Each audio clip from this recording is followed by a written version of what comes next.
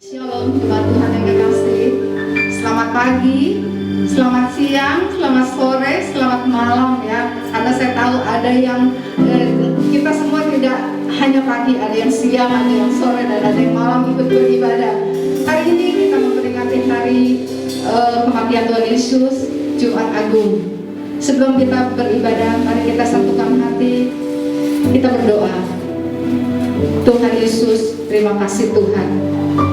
Terima kasih Tuhan untuk kesempatan yang Kau berikan Tuhan, untuk kembali kami Tuhan memperingati hari kematian-Mu Tuhan. Terima kasih Tuhan buat karya-Mu di atas kayu salib yang telah mengangkat kami Tuhan dari lembah yang kelam Tuhan. Oleh anugerah-Mu Tuhan kami diselamatkan ya Bapa. Saat ini Tuhan kami ingin Tuhan mempersiapkan hati kami. Kami ingin memuji Engkau Tuhan. Kami ingin mendengarkan sebagian dari firman-Mu Tuhan. Terima kasih Tuhan, bekerjalah Tuhan. Bekerjalah Tuhan.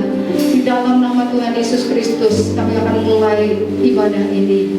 Dalam nama Yesus, haleluya, amin. Haleluya.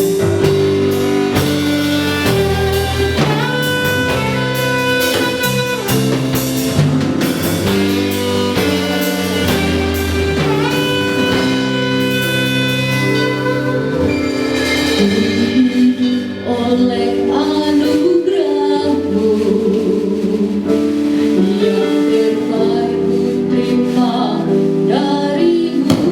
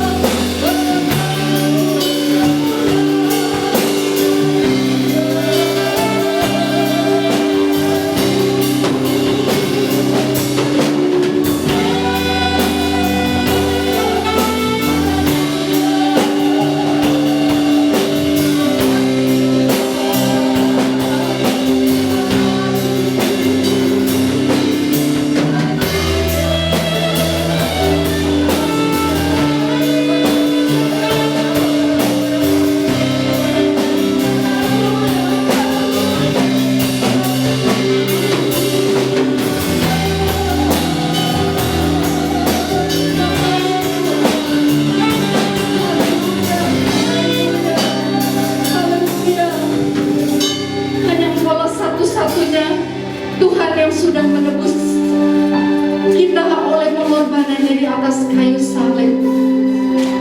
Engkau telah menderita bagi kami. Engkau telah disalibkan untuk menebus dosa kami. Haleluya. Karena kita yang menderita, karena kita dia disalibkan, agar dunia yang hilang diselamatkan dari hukuman berat.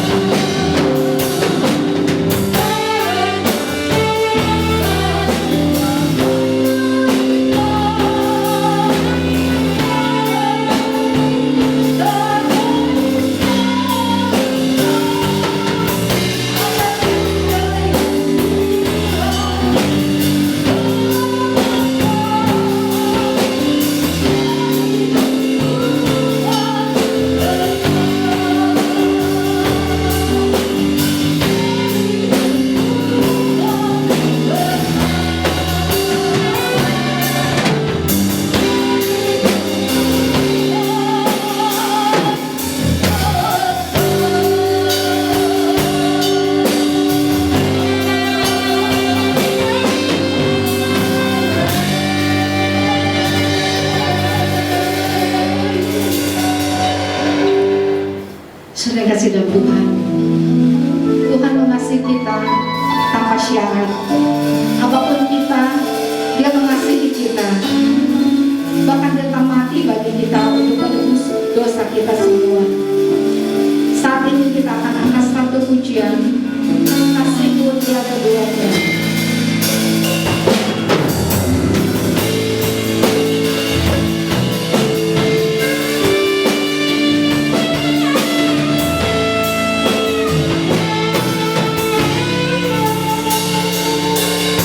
Kasih dunia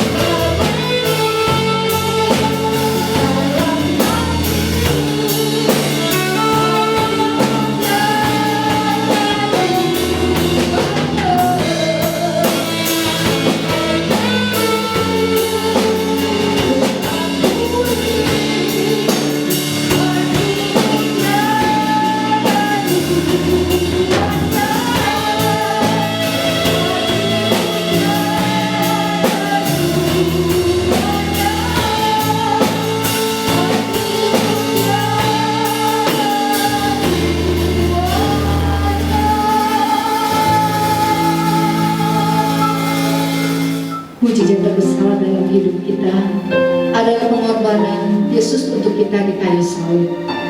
Biar kita tidak menyia-nyiakan anugerah yang telah Tuhan berikan kepada kita.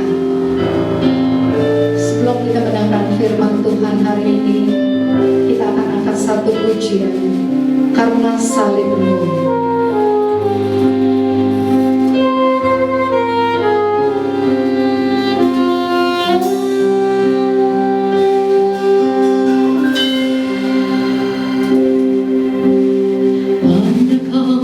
Tuhan di hidupku, Kau berikan hidup yang baru. Darah-Mu menyucikan, pulihkan hatiku. Ku nyatakan Kaulah segalanya. Engkaulah sumber pengharapan, kuasa-Mu sanggup menyembuhkan. Jiwaku pun berserah hanya kepadamu, Yesus, Kaulah segalanya.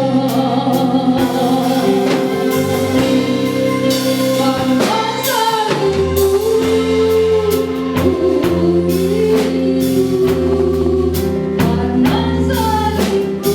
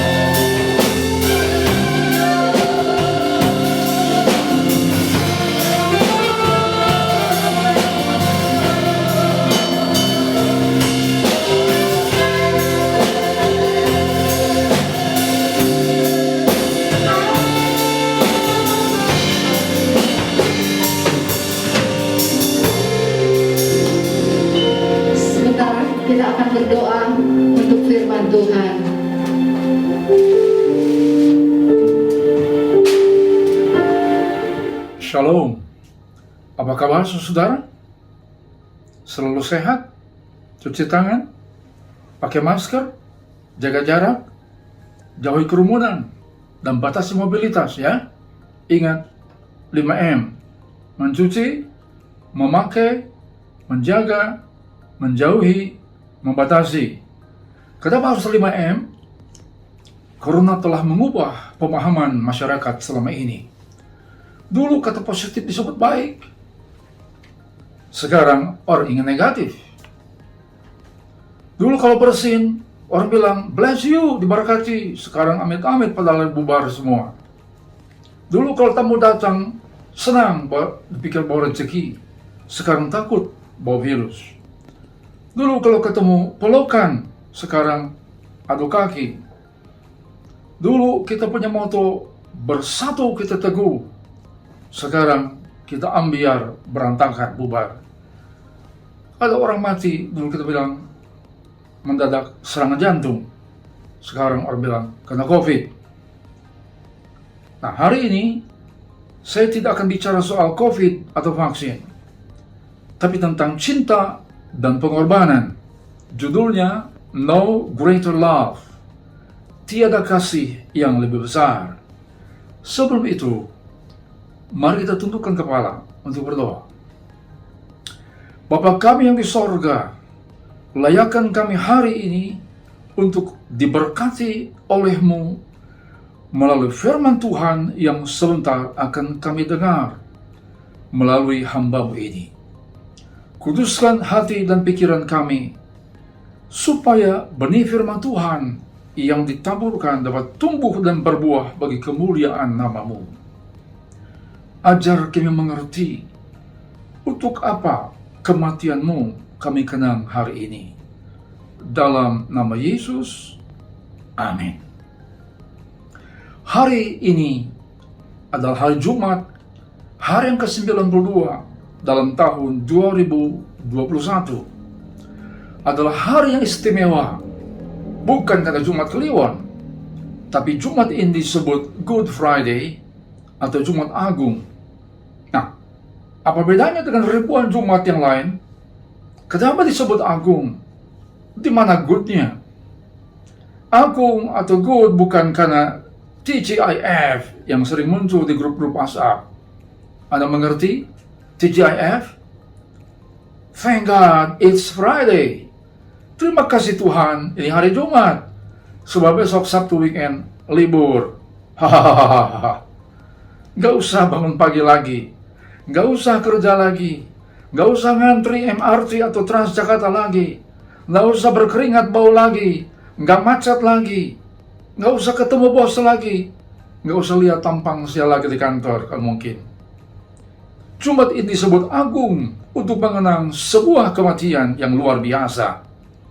Bukan kematian seorang raja, jenderal, artis, atau aktor, tapi kematian seseorang yang dianggap penjahat besar dan terkutuk. Seperti yang tertulis dalam Galatia 3 ayat 13, Kristus telah menebus kita dari kutuk hukum Taurat dengan jalan menjadi kutuk karena kita. Sebab ada tertulis, terkutuklah orang yang digantung pada kayu salib. Kata kutuk, laknat, curse, punya konotasi menjijikan. Nah, apa bedanya dengan jutaan kematian yang lain yang pernah kita lihat? Dalam 2 Korintus 5 ayat 21 dikatakan, dia yang tidak mengenal dosa telah dibuatnya menjadi dosa karena kita, supaya dalam dia kita dibenarkan oleh Allah. God made him who had no sin to be sin for us, so that in him we might become the righteousness of God.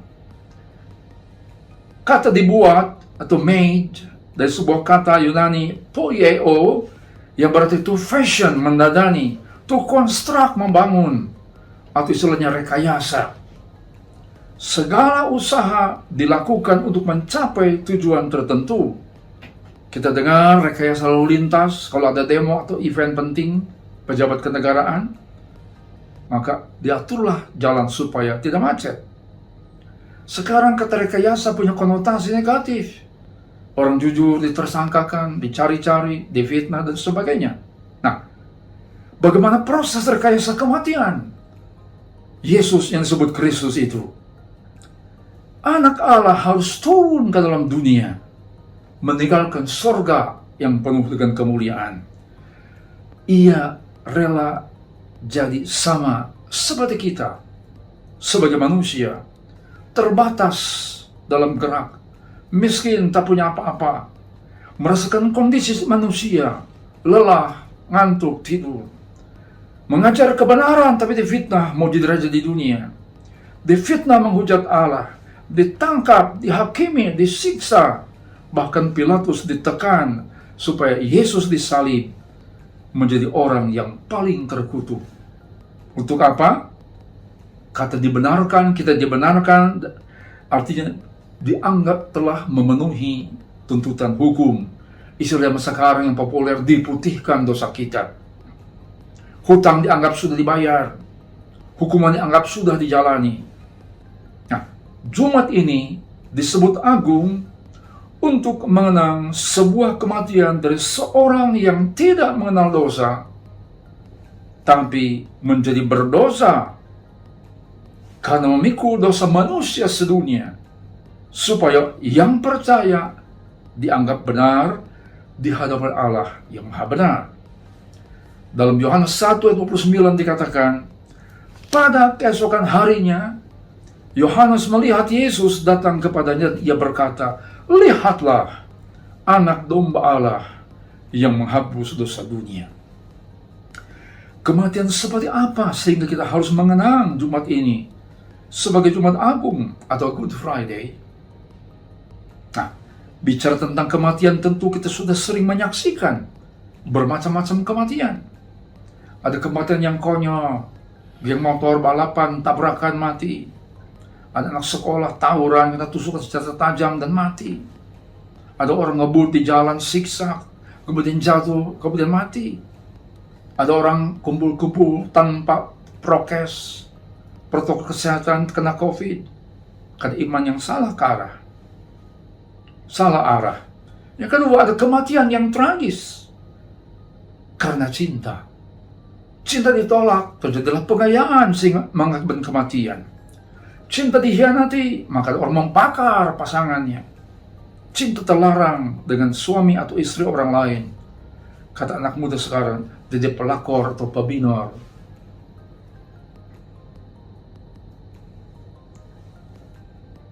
Sehingga oleh Tuhan, ada kematian yang heroik. Misalnya, Laksamana Muda Yosudarso tahun 1962 yang meninggal dalam pertempuran di Laut Aru ketika KRI Macan Tutul yang dikomandani oleh Laksamana Muda Yosudarso ditembak oleh patroli kapal Belanda saat kampanye Trikora. Ada kematian heroik seorang bernama Saint Valentine tanggal 14 Februari tahun 269, mati karena menikahkan pasangan-pasangan muda sebelum pergi berperang, padahal dilarang oleh Kaisar Roma Claudius II. Kaisar melarang pernikahan anak muda supaya mereka jadi prajurit yang lebih baik. Akibatnya kemudian Valentino atau Valentine dihukum mati dan kemudian dikenang sebagai ganti perayaan Lupercalia, dewa kesuburan Vanus. Orang Roma menjadi hari kasih sayang atau Valentine's Day. Atau kematian seorang Martin Luther King tahun 1968, membela hak-hak sipil orang kulit hitam yang mati ditembak. Nah, Jumat ini kita mengenang kematian manusia sejati bernama Yesus yang disebut Kristus. Dia rela mati menanggung dosa manusia di dunia dan rela menjadi orang yang paling terkutuk. Kenapa ia lakukan itu? Dalam Yohanes 15:13 dikatakan, tidak ada kasih yang lebih besar daripada kasih seorang yang memberikan nyawanya untuk sahabat-sahabatnya. Kematian Yesus adalah sebuah pengorbanan Seperti apa? Yang pertama, pengorbanan sebuah cinta. Orang Yunani punya istilah atau mengerti ada bermacam-macam cinta. Ada cinta dalam keluarga, sebagai seorang ibu yang bertaruh nyawa saat melahirkan. Atau kemudian ibu yang jadi galak, ada anak yang dibuli. Atau seorang ayah yang rela kepanasan, kehujanan, bahkan tidak makan demi anak-anaknya.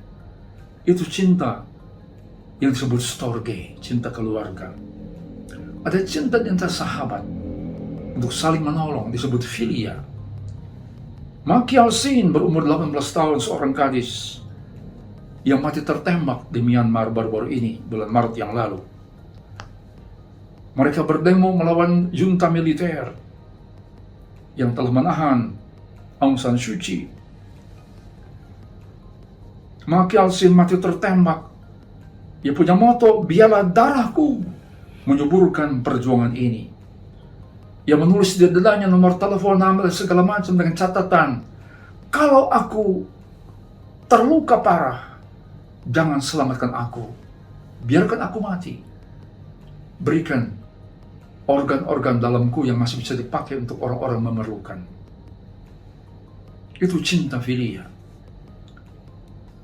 Ada juga cinta eros antar pasangan yang membuat seorang Yakub rela bekerja 14 tahun untuk Rahel, bekerja di padang gembala milik pamannya Laban untuk mendapatkan cinta seorang Rahel.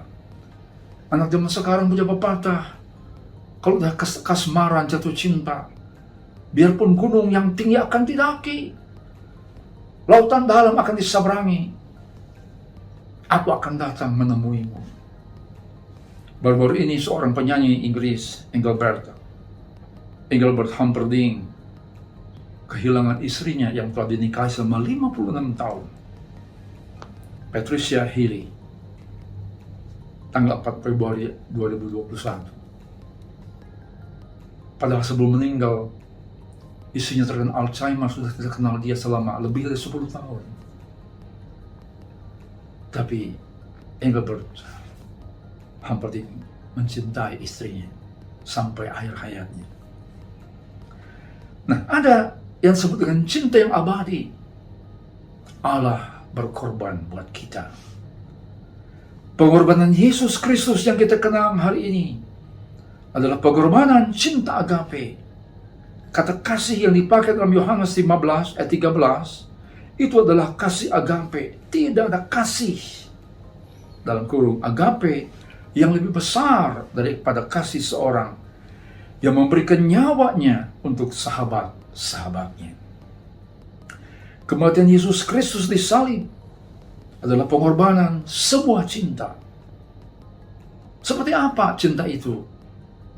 Dalam Yohanes 3:16 kita membaca tentang definisi cinta yang agung, cinta yang indah, karena begitu besar kasih Allah akan dunia ini, sehingga ia telah mengaruniakan anaknya yang tunggal, supaya setiap orang yang percaya kepadanya tidak binasa, melainkan beroleh hidup yang kekal.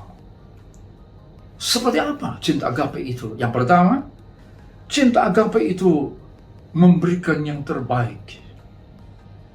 Bapa di surga sangat mengasihi dunia, Anda dan saya, sehingga ia memberikan yang terbaik, anaknya sendiri.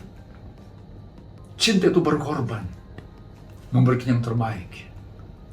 Yesus berkorban memberikan yang terbaik buat kita. Tubuhnya hancur, darahnya tertumpah, hidupnya untuk kita, agar kita diselamatkan.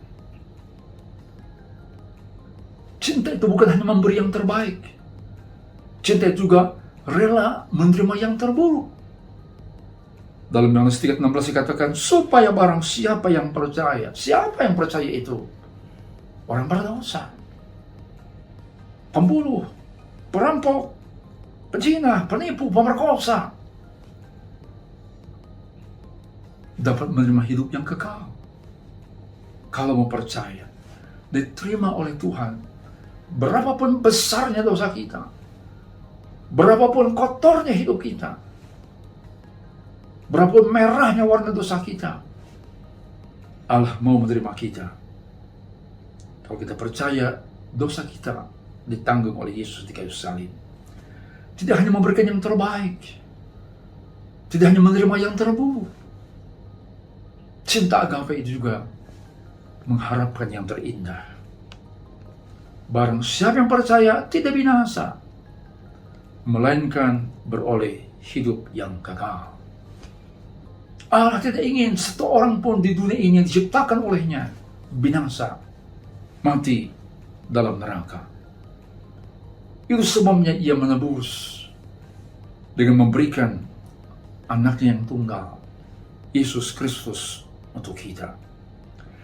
Lewat cinta itulah Allah menerima kita orang berdosa. Padahal sesungguhnya kita harus binasa dalam api neraka. Tetapi pengorbanan cintanya telah menjadikan kita anaknya yang pantas menerima hidup yang kekal. Coba kita renungkan lirik lagu ini. Belum pernah ada kasih di dunia sanggup menerima diriku apa adanya selain kasih-Mu Yesus. Sungguh tiada lagi kasih seperti ini, sanggup mengubahkan hidupku menjadi baru selain kasih-Mu Yesus. Kau kukagumi dalam hati, kasih-Mu tiada duanya. Sampai kini kuakui, kasih-Mu tiada duanya. Renungkan kata-kata itu. Akankah kita sia-siakan kasih yang sangat besar itu dengan hidup sesuka kita, sesuka nafsu kita, sesuka keinginan kita? Ini saatnya, saat mengenang kematian Yesus, kita berpikir, dengan apa kita bisa balas kasih yang sangat besar itu. Dengarkan yang kedua. Kematian Yesus adalah sebuah pengorbanan. Pengorbanan buat siapa? Pengorbanan untuk sahabat-sahabatnya. Dia mati untuk sahabatnya. Siapa dimaksud sahabatnya? Kamu, ya kamu. Yohanes 15 ayat 14, kamu adalah sahabatku jikalau kamu berbuat apa yang kuperintahkan kepadamu. Sahabat adalah orang yang mau melakukan apa yang diperintahkan oleh Tuhan. Perintah seperti apa yang harus kita taati? Yohanes 15 ayat 12, inilah perintahku, kata Yesus, yaitu supaya kamu saling mengasihi seperti aku telah mengasihi kamu.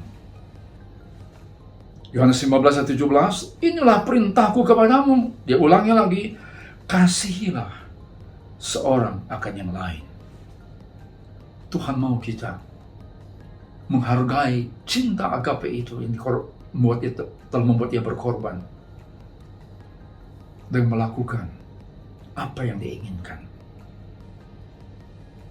Saling mengasihi. Tetapi kita lihat dalam hidup sehari-hari, kita hidup dalam zaman abad krisis cinta. Dengan mudah ada orang pacaran, loncat ke lain hati setelah pacaran tahunan. Anak muda bilang, ghosting. Seperti ghost, hantu, tiba-tiba datang, tiba-tiba pergi. Tanpa kata. Ada yang pergi ke lain hati setelah pernikahan sekian tahun. Setelah 30 tahun. Hanya dengan alasan, sudah tidak cocok lagi. Bagaimana 30 tahun tidak cocok?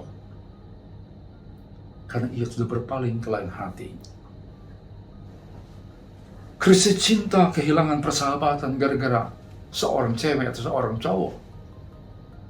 Kehilangan persahabatan, kehilangan perbisnisan karena keserakahan. Ada paradoks, abad ini hal yang bertolak belakang. Katanya gedung semakin tinggi, tapi moral semakin rendah. Perhiasan semakin mahal, tapi harga diri semakin murah. Jalan semakin lebar, tapi pikiran semakin sempit. Transportasi semakin mudah, bebas, hambatan, tapi komunikasi sering macet. Harta makin bertambah, tapi nilainya berkurang. Yang dibeli barang-barang yang berharga. Rumah makin besar, tapi kebahagiaan makin kecil. Yesus mati buat kita. Jadilah sahabat yang taat perintah.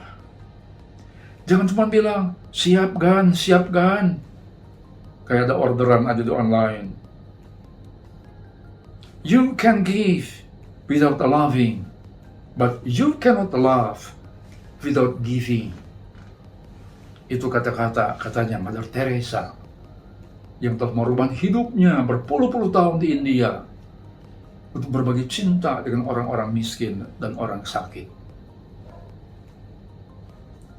Brian King berusia 55 tahun adalah orang kaya keempat di Korea Selatan, founder dari aplikasi Kakao Talk, semacam aplikasi buat mengirim message.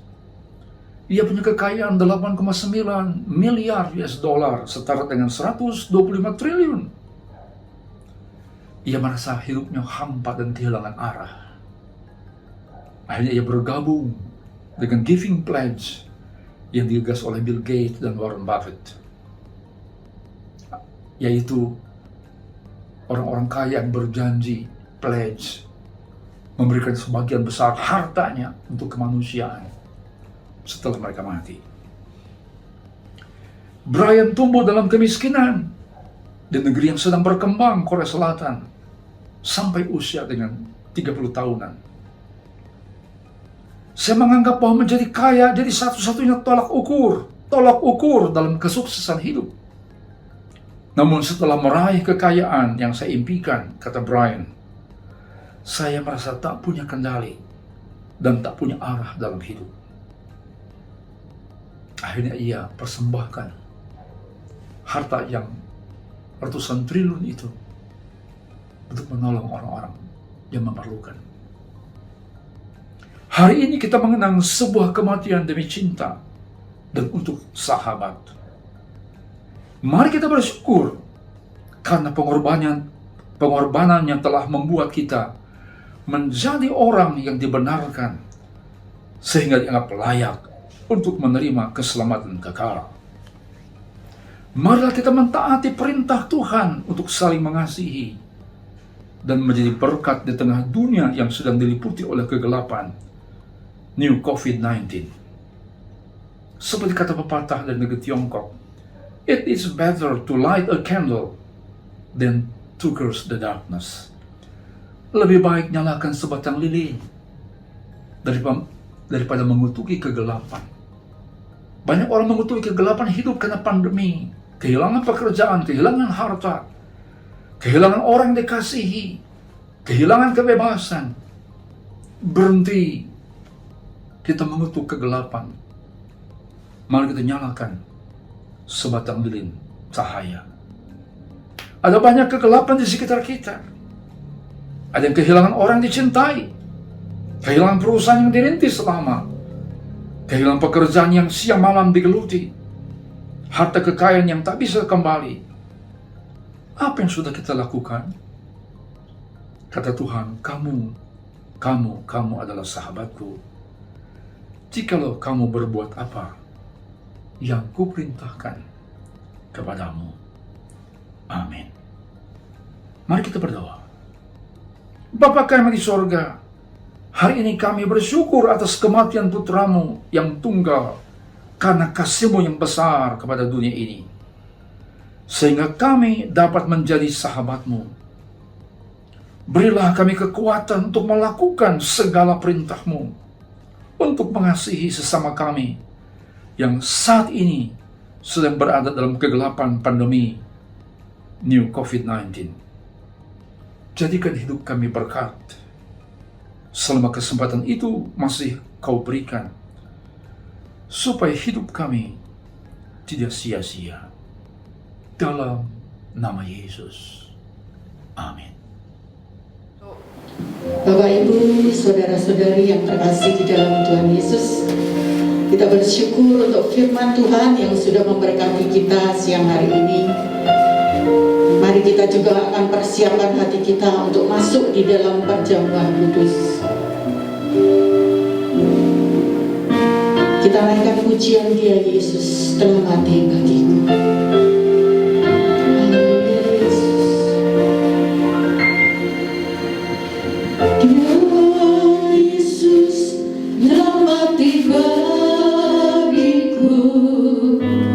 Dia Tuhan selamatkan jiwaku, bagi Dia pujianku, tak dapat ku balas kasih-Nya. Dia angkatku jadi anaknya, beri damai di dalam hidupku. Baginya sembahku, hanya yang selamanya bagiku.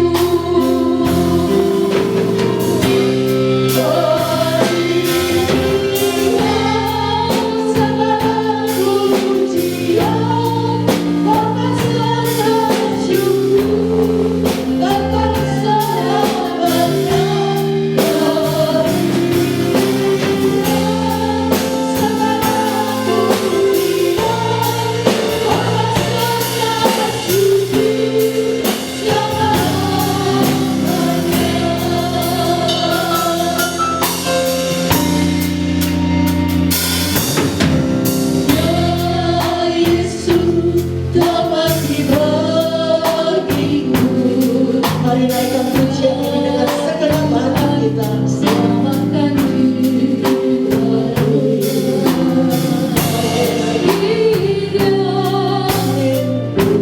pujianku, hanya Engkau yang layak sembahku, balas kasih-Nya. Dia angkatku jadi anaknya, beri damai di dalam hidupku. Baginya sembahku, hanya yang selamanya bagiku. Segala pujian, hormat serta syukur akan selamanya.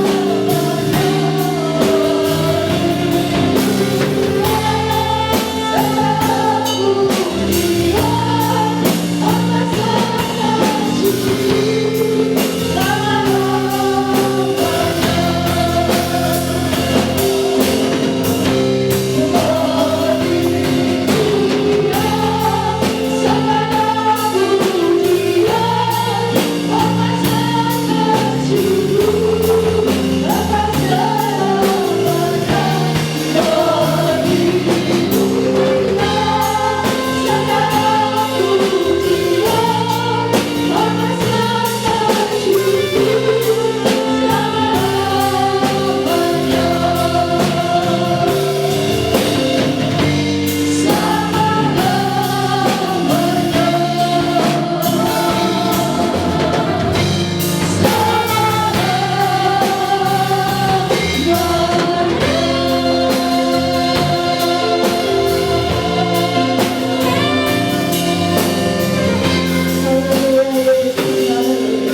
Terima kasih Tuhan untuk firman Tuhan yang sudah kami dengar di hari peringatan kematian-Mu ini Tuhan Yesus. Kami boleh diingatkan kembali akan kasih-Mu yang besar, yang sempurna, yang berbeda dengan kasih dari dunia ini Tuhan.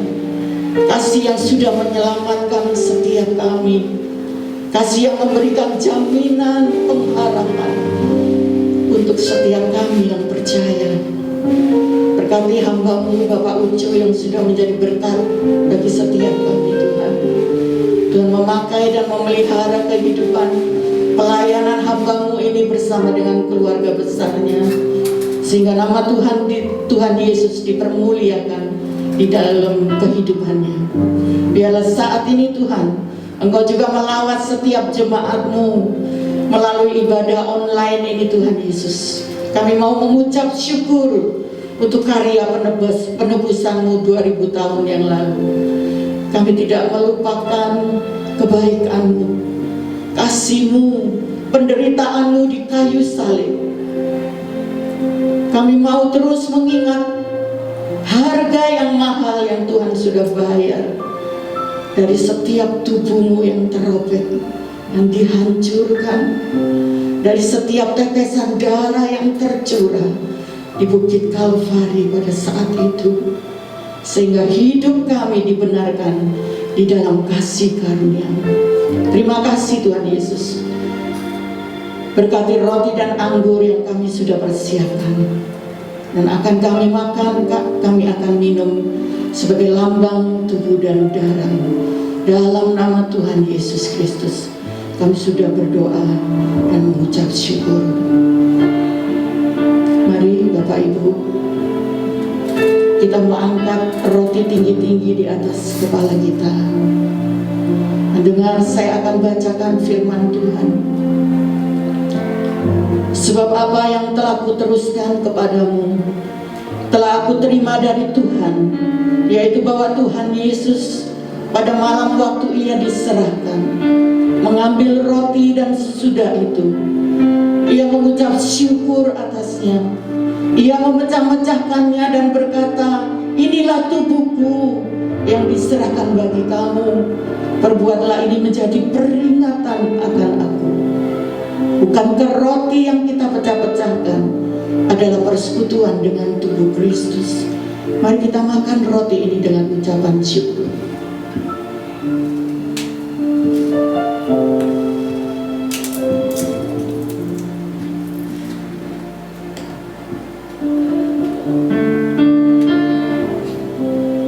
Terima kasih Tuhan.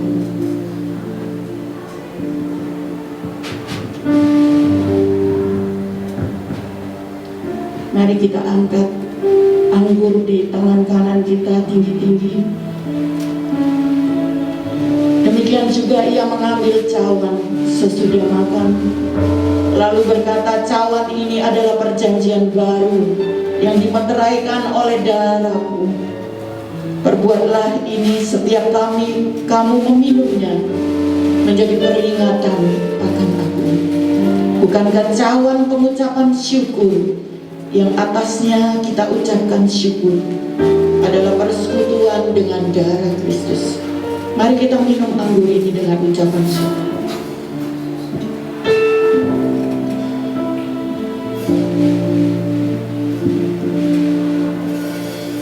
Haleluya Yesus.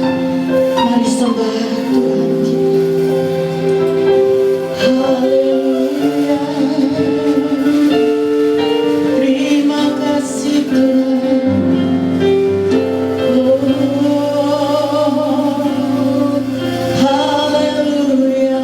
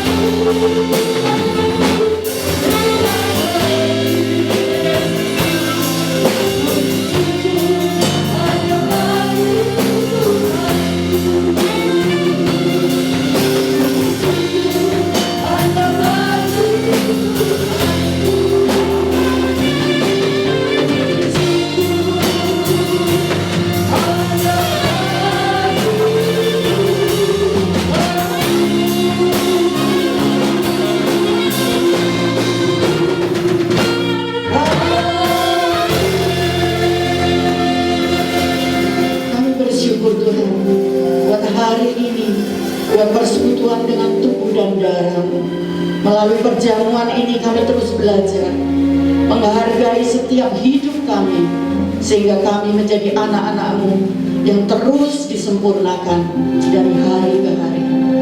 Kami selalu ingat, kami punya Tuhan yang begitu mengasihi kami, Tuhan yang tidak pernah meninggalkan setiap kami.